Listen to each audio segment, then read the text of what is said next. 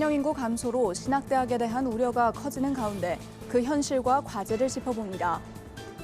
오륜교회가 마련한 사모 리조이스가 2박 3일간 진행된 가운데 전국 500명의 사모들이 함께 웃고 울며 사명의 새 힘을 얻었습니다. 구TV 아버지 나의 아버지에 SBS 33년 베테랑 PD 출신 이상호 대표가 출연해 은퇴 후 인생 이막과 신앙 간증을 전합니다. 한세대학교가 급변하는 교육 환경에 대응하기 위해 대학의 미래와 AI 수업 혁신 방향을 논의하는 한세 콜로키움을 개최했습니다. 5.18 광주 민주화운동에서 시민군으로 활동하다 숨진 문용동 전도사의 삶을 조명하는 자리가 마련됐습니다.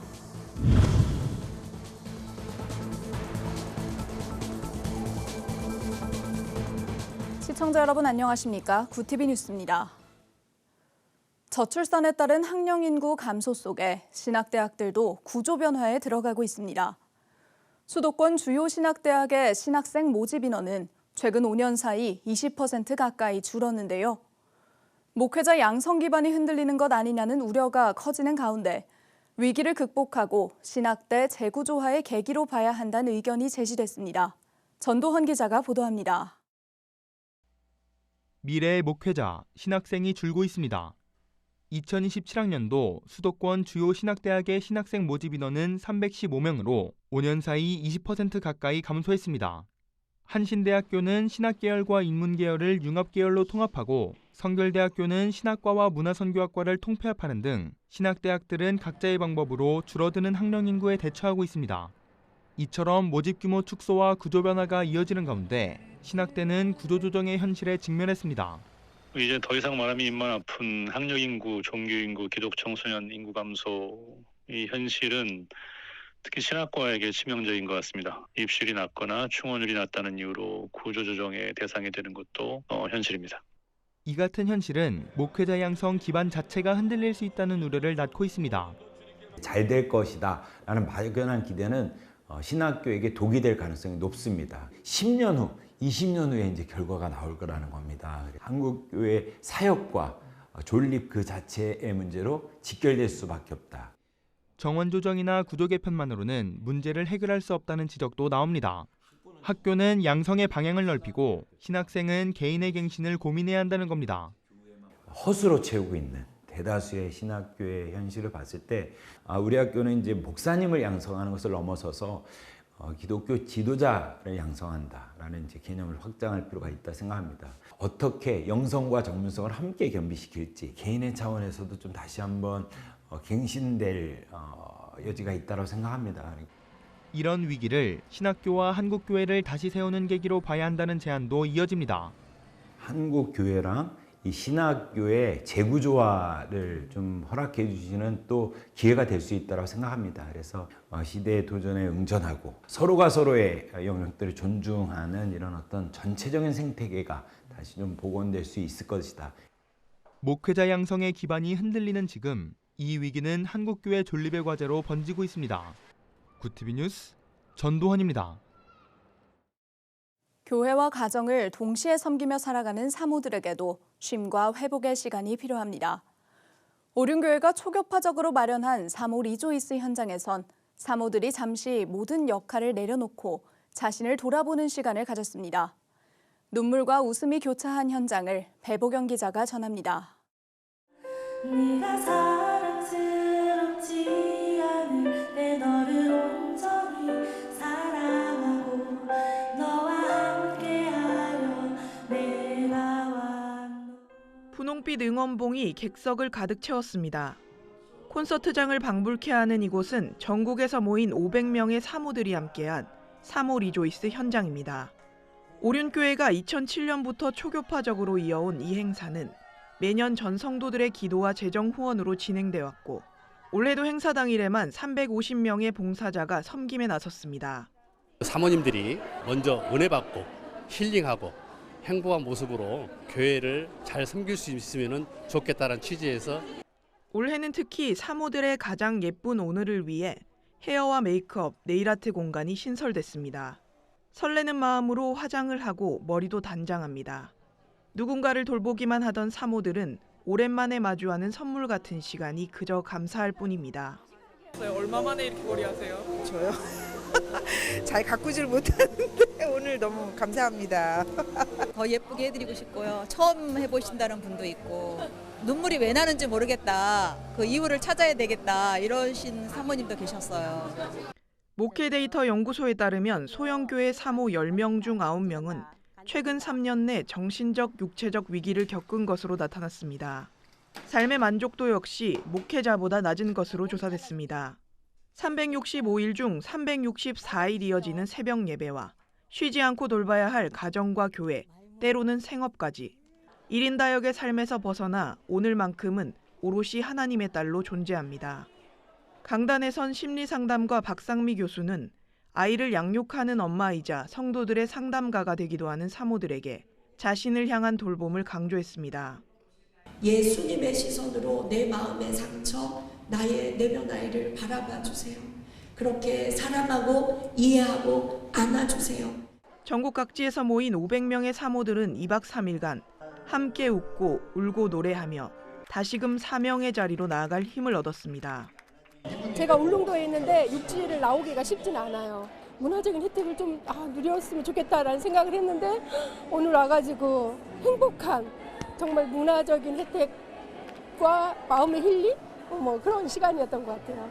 규모가 이제 크지 않는 교회이긴 하지만 우리 목사님, 남편 목사님과 행복하게 진짜 목회 지금 잘하고 있거든요. 이제 2박 3일 끝나고 가서 저의 자리를 지켜야 되겠죠.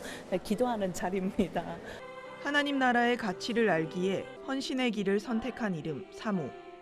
이들은 교회의 따뜻한 섬김에 힘입어 다시 사랑을 흘려보낼 자리로 돌아갑니다. 구티비 뉴스 배보경입니다. 구티비 아버지 나의 아버지에 SBS 33년 베테랑 PD 출신 이상호 대표가 출연해 은퇴 후 인생 이막과 신앙 간증을 전합니다. 이 대표는 녹화 현장에서 마음 상자 속 물건을 통해 방송 인생을 돌아보며 모든 성취가 하나님의 은혜였음을 고백해 감동을 더했습니다. 또 시한부 판정을 받은 형을 위해 교회에 나섰던 사연과 절망 속에서 신앙을 만나 가족의 변화로 이어진 이야기도 공개됩니다. 우리가 이제 세상에서 살면서 이렇게 살 건가 저렇게 살 건가는 우리가 선택을 해야 되는데 하나님 기준으로 하나님이시라면 어떻겠을까? 하나님이 기뻐하시는 쪽으로 결정을 하면 능히 이기고 넘어갈 수 있는 힘을 주시는 것 같아요. 이익보다 하나님을 중심에 둔 이상호 대표의 진솔한 인생 이막 스토리는 16일 오전 10시 본방송을 시작으로 17일 오후 3시, 21일 밤 11시 10분 구티비를 통해 만날 수 있습니다.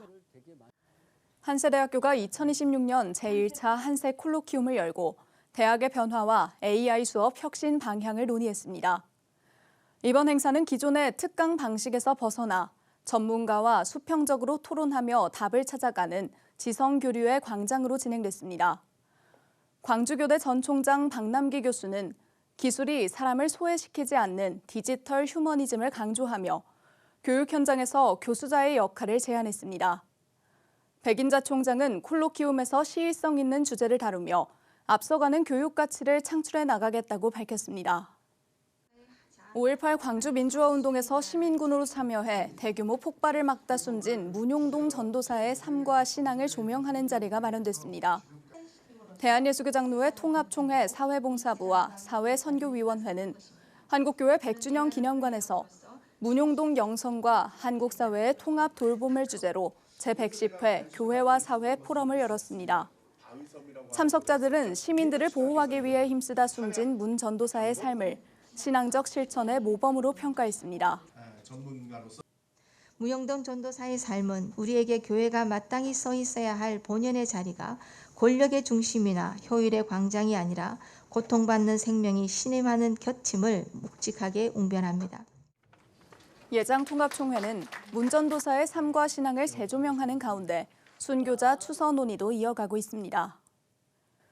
지난해 영국에서 교회를 겨냥한 범죄가 3,800건을 넘어선 것으로 집계됐습니다.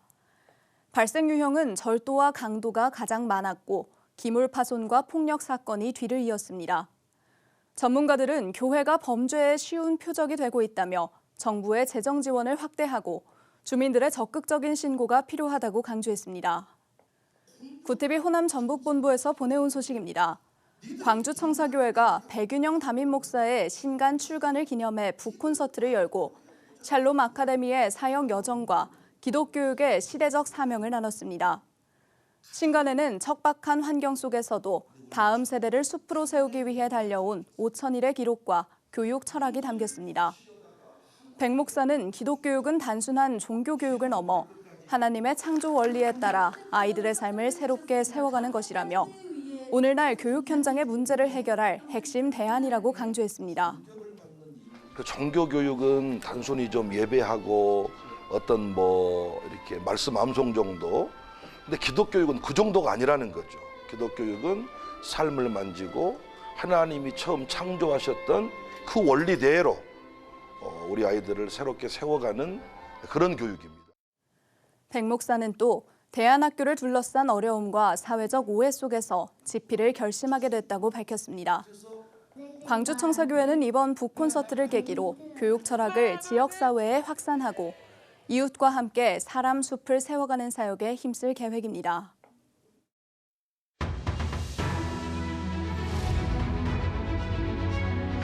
오늘의 이슈 포커스입니다. 국제통화기금 IMF가 올해 한국의 경제 성장률을 1.9%로 전망했습니다. 미국과 이란 전쟁 발발 전에 내놨던 1월 전망치와 같은 수치입니다. 재정경제부는 수출 호조에도 불구하고 중동 전쟁에 따른 영향을 받았으나 추경 효과가 보완한 결과라고 분석했습니다. IMF의 세계 경제 성장 전망은 0.2%포인트 내린 3.1%로 하향 조정됐습니다. 이재명 대통령은 15일 규제합리화위원회 첫 회의를 주재하고 첨단 산업 분야의 국제 경쟁력을 높이기 위해 규제 시스템을 네거티브 방식으로 전면 전환해야 한다고 강조했습니다. 이 대통령은 관료 중심의 규제에서 벗어나 금지 사항 외에 모두 허용하는 글로벌 표준을 따라야 한다며 공공이 민간의 발전 속도를 저해해선 안 된다고 지적했습니다. 중동 전쟁 여파로 지난달 수출입 물가가 IMF 외환위기 이후 28년 만에 가장 큰 폭으로 상승했습니다. 한국은행에 따르면 지난달 원화 기준 수출과 수입 물가 지수는 각각 전월보다 16%씩 올랐습니다. 특히 원유 수입 물가는 88.5% 급등해 통계 작성 이래 40여 년 만에 역대 최고 상승률을 기록했습니다. 정부가 중증 응급 환자 대응 역량을 강화하기 위해 현재 44곳인 번역 응급의료센터를 60여 곳으로 늘리기로 했습니다. 정부는 전국 응급의료기관을 대상으로 시설과 인력뿐 아니라 실제 진료 기능까지 평가해 향후 3년간 운영될 기관을 새롭게 지정할 계획입니다. 지정된 기관은 매년 평가 결과에 따라 최대 6억 원의 지원을 받게 되며 이를 통해 중증도 중심의 응급의료 체계를 구축할 방침입니다. 정부가 아동이나 장애인이 포함된 위기 가구에 대해 당사자 동의 없이도 공무원이 생계급여를 직권 신청할 수 있도록 제도를 개선합니다. 앞으론 친권자가 거부하거나 연락이 두절되더라도 소득과 일반 재산만 우선 조사해 최대 3개월간 생계비를 신속히 지원하게 됩니다. 보건복지부는 이달 중 세부 지침을 시행하고 연내 관련법을 개정할 방침입니다. 교사 5명 중 1명이 학생이나 학부모로부터 신체 폭력을 당한 적이 있다는 조사 결과가 나왔습니다. 전국 교직원 노조 실태조사에 따르면 언어폭력 피해를 본 교사는 68%에 달했으며 성희롱 피해는 15.8%로 일반 직군보다 40배 높은 수치를 기록했습니다. 한편 최근 충남 계룡의 고등학교에서 학생이 교사를 흉기로 찌른 사건이 발생하면서 실효성 있는 교권 보호 대책이 시급하다는 지적이 나옵니다. 평화의 소녀상에 입을 맞추는 등 한국에서 부적절한 행동을 해 논란을 일으킨 미국인 유튜버 조니 소말리가 1심에서 징역 6개월을 선고받고 법정 구속됐습니다. 법원은 소말리가 불특정 다수에게 반복적으로 범행을 저지르고 이를 방송하는 등 국내 법 질서를 무시하는 정도가 심각하다며 유사한 범행을 야기할 수 있는 우려를 참작했다고 밝혔습니다. 구티비 뉴스 권현석입니다.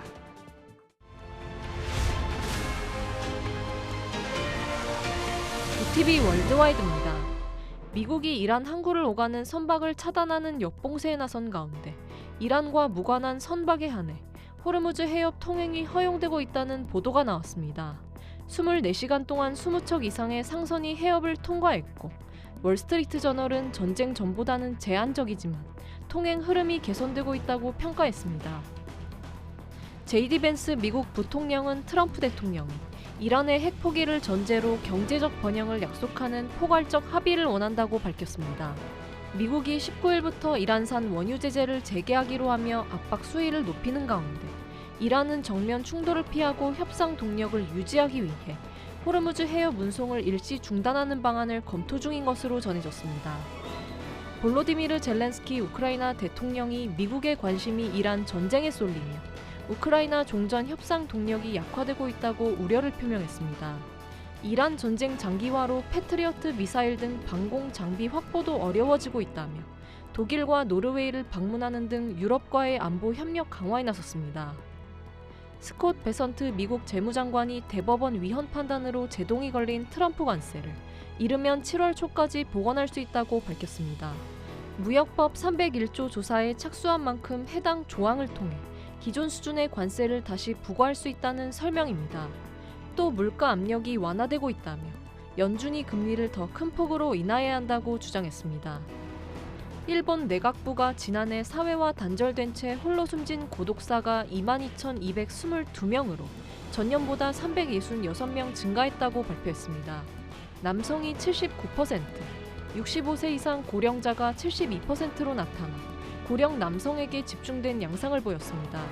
또 일본 국민의 37.7%가 고독감을 느낀다고 답해 고립 문제가 사회 전반으로 확산하는 것으로 나타났습니다. 수단 내전이 만 3년을 맞은 가운데 이 기간 15만 명 이상이 사망하고 1,200만 명 이상의 피난민이 발생했습니다. 유엔과 국제구호 단체들은 학살과 기아, 성폭력이 만연한 수단 내전을 금세기 최악의 인도주의 위기로 평가했습니다. 다른 전쟁에 밀려 심각성이 제대로 알려지지 않는 가운데 유엔 인도주의 업무 조정관은 왜 세계는 충분히 분노하지 않느냐며 반문했습니다. 구티비 뉴스 전유정입니다.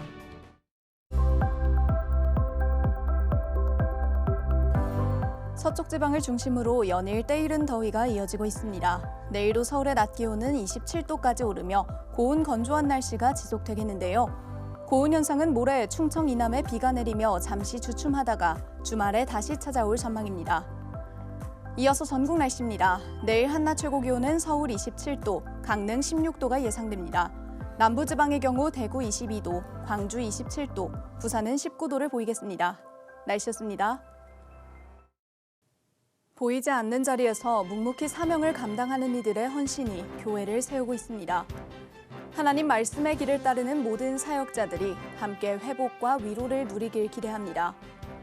한마음으로 연합해 복음의 사명을 이어가는 걸음이 더욱 힘있게 이어지길 바랍니다. 이상으로 뉴스를 마칩니다. 함께해 주신 여러분 고맙습니다.